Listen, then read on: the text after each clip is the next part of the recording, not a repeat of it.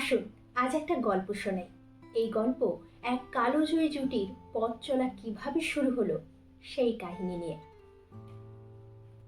পরিচালক নির্মলদের সঙ্গে উত্তম কুমার জুটি বাঁধলে বসু পরিবার সুপারহিট হলো। বলা ভালো, এই প্রথম উত্তম কুমার এরকম সাফল্যের স্বাদ পেলেন।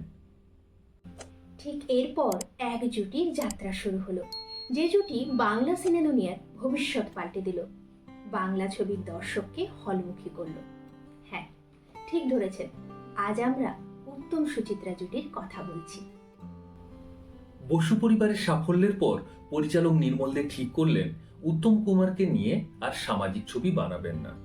কারণ একই ফর্মুলায় পরপর দুটি ছবি হিট নাও হতে পারে। এখন কমেডি ছবির ভাবনা চিন্তা শুরু করলেন। তুলসী চক্রবর্তী এবং ভানু বন্দ্যোপাধ্যায় কমেডি দুনিয়ায় একেবারে দাপিয়ে বেড়াচ্ছেন, তাদের নেওয়া হলো।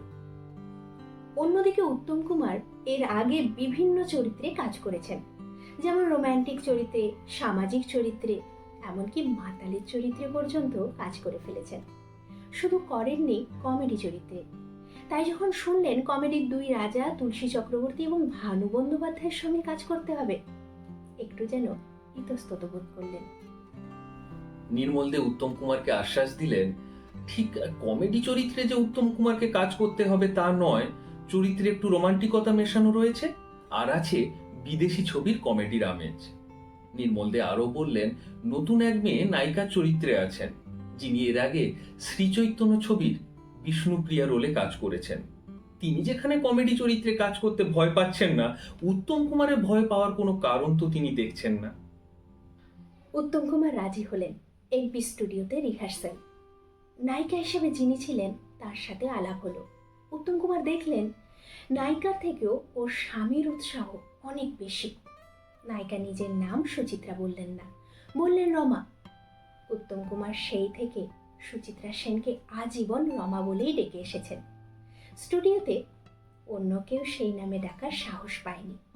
সে যে বয়সেরই হন না কেন, সবাই তাকে মিসেস সেন বলেই ডেকেছেন।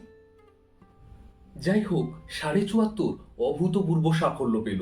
বাংলাও পেয়ে গেল নতুন এক জুটিকে, যে জুটি একের পর এক সুপারহিট সিনেমা দিয়ে জনমানসে স্থায়ী জায়গা করে নিল।